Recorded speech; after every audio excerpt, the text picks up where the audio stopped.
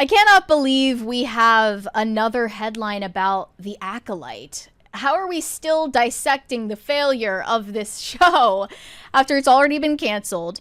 Well, the show creator, Leslie Headland, has just done a recent interview with The Wrap, where they kind of conduct a postmortem on The Acolyte.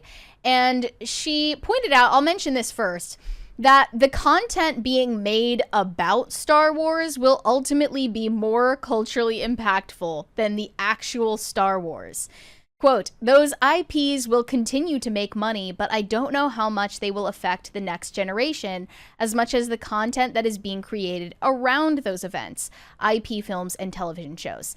Now, is she referring to what they would probably call in the industry hate channels? I guess, or reaction people like channel, us, or reaction channels. Or... Are we more culturally impactful than The Acolyte? I would No. love to believe that about our show, but she maybe means the that's what she commentary means. around the shows got more attention overall than the show itself. I mean, she will never be right about the original trilogy, but will commentary be more relevant than The Acolyte or even Andor or any of these others? Yeah, it will carry a longer lasting impact because of the medium. Definitely. But that's just a product of time changing and the medium changing.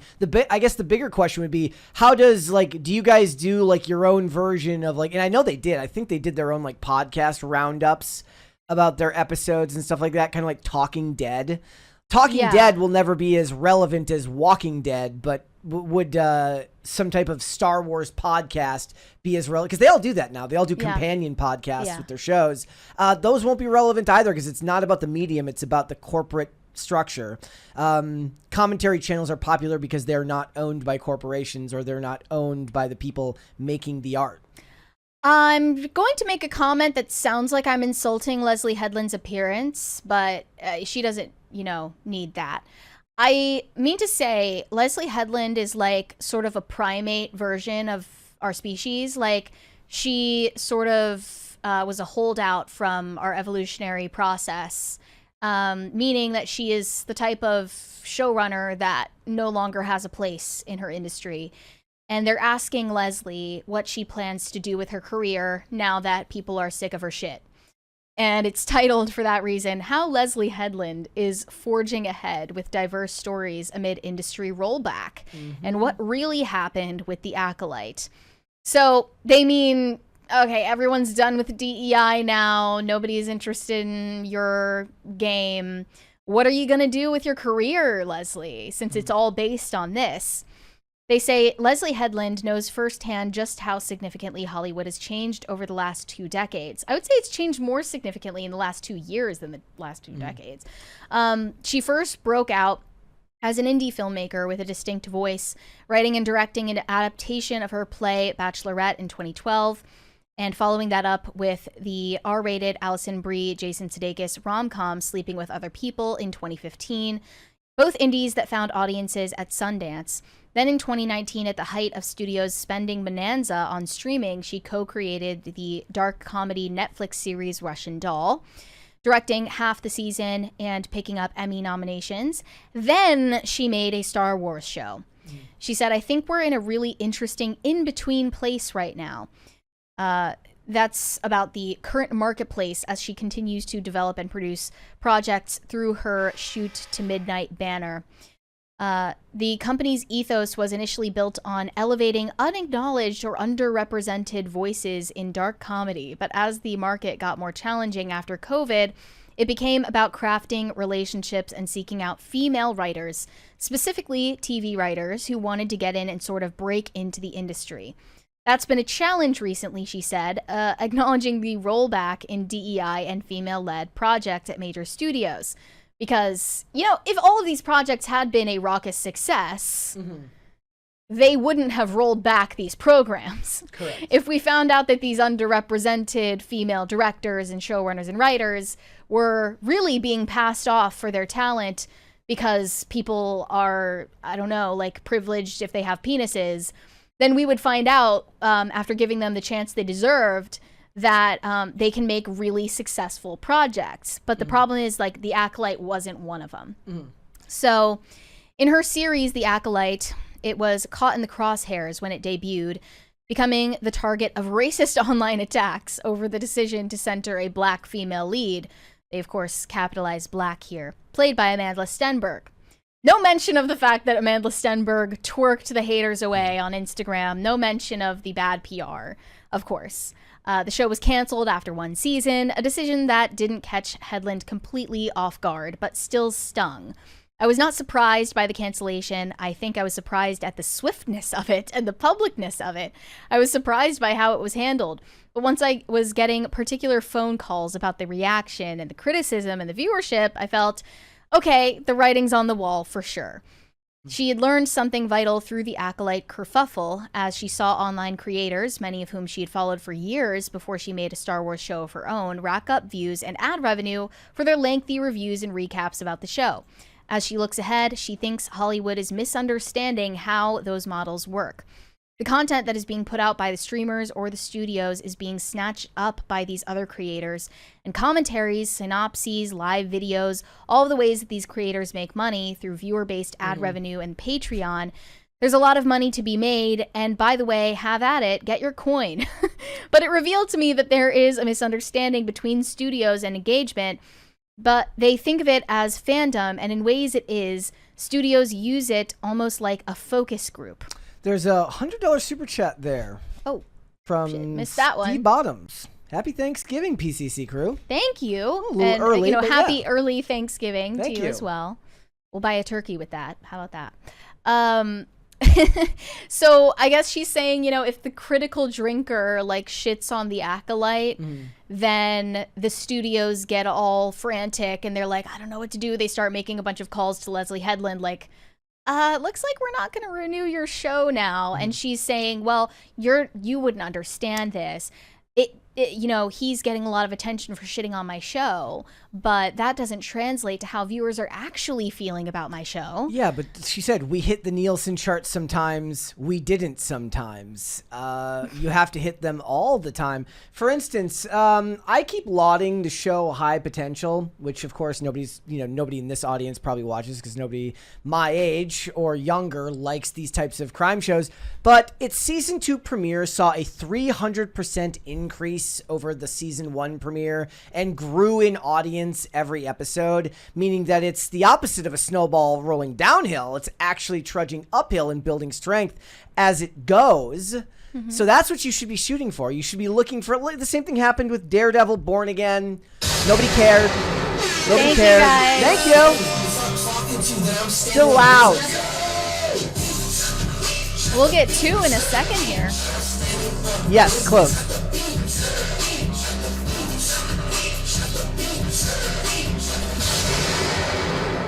So she goes into depth about the show later in the interview. She said she completely agrees with the idea that studios are pulling back on female-led and diverse projects. She said, I did start to feel that when my Star Wars show came out.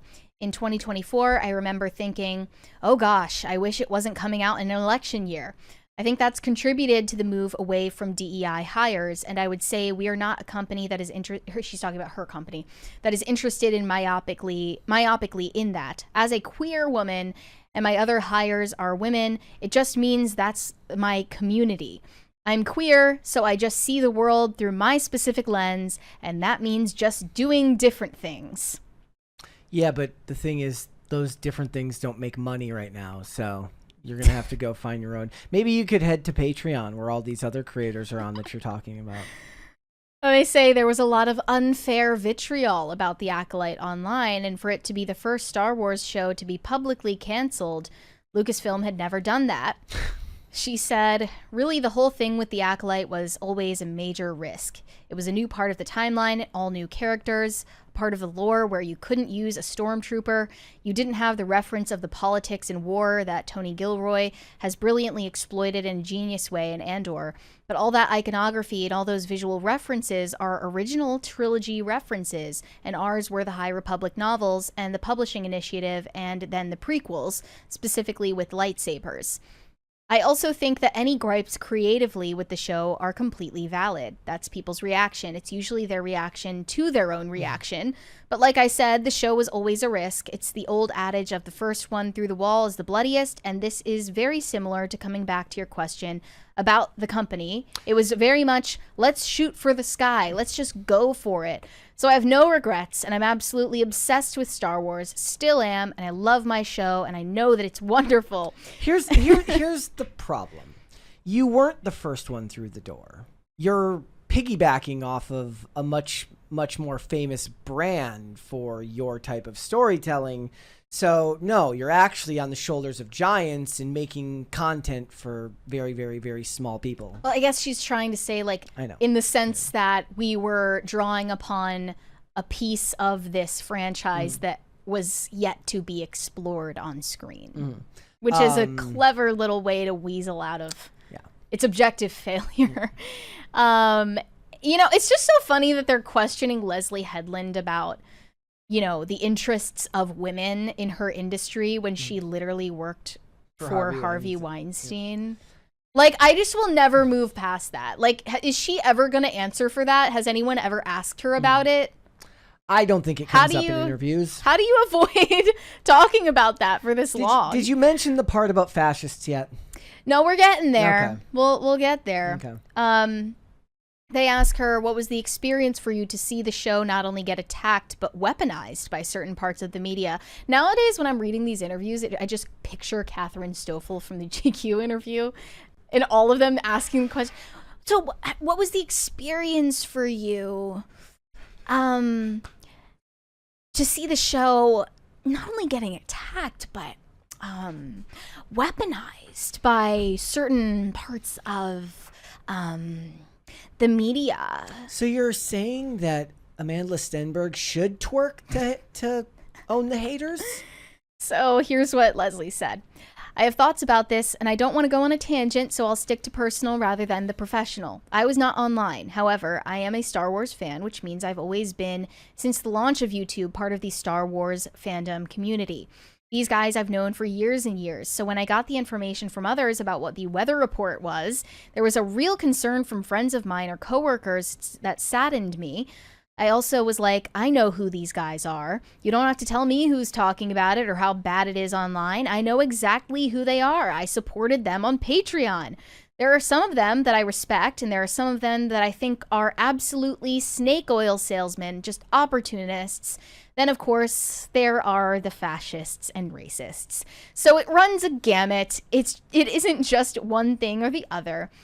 I think if you're in part of the fandom, you understand the genre and the tone of particular channels and creators. So in some ways, I wasn't surprised, and then in other ways, I was disappointed.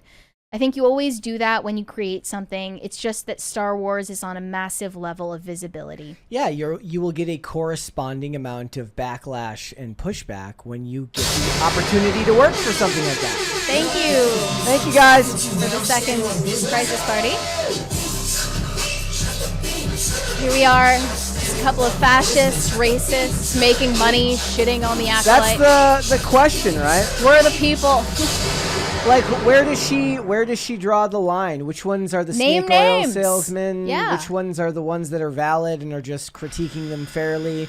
You never can differentiate between the two. And what gives you, Leslie Headland, the authority to decide which YouTubers are allowed to constructively criticize your show and which ones are just plain racist? Yep, what gives you the authority to say that? Now, she's not imagining this rollback of DEI. I just wanted to mention, it was recently reported that Disney has axed all language of diversity and references to DEI from their most recent financial report for the first time in years. So Leslie Headland and people like her are on their way out. Have no fear, though, guys. It's still there. Of course, they just have a reworked approach to DEI, a new name for it. Whether it is bridge or whatever they want to call it, it's not going anywhere. This type of corporatocracy, like the corporatocracy that runs these things, doesn't change whether it's watch the old Signal Productions video on woke capitalism. I think that was my first introduction to Vivek Ramaswamy, like before he was ever in politics. He was part of this video talking about how the fall about how Occupy Wall Street basically led to the business model we have now, as it was just clean rebranding to be like, you know what, we're the good guys.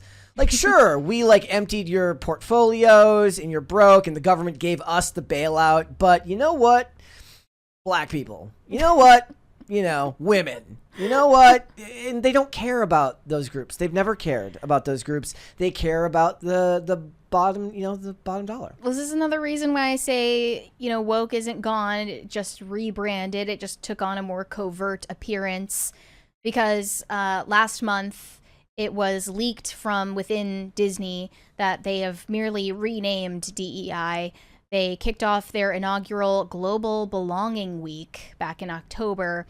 The event itinerary references belonging and inclusion without referencing diversity, equity, or the phrase DEI, fitting with the broader trend of companies scaling back their DEI language. So it's literally the same thing with a new name, with a new brand. When she said that the content being created around Star Wars will be more culturally impactful, was she talking about the spin-off series, or was she talking about like the podcast? She means the podcasters, the YouTubers. I've seen different interpretations of that. Some people think that she meant the spin-off shows and I movies.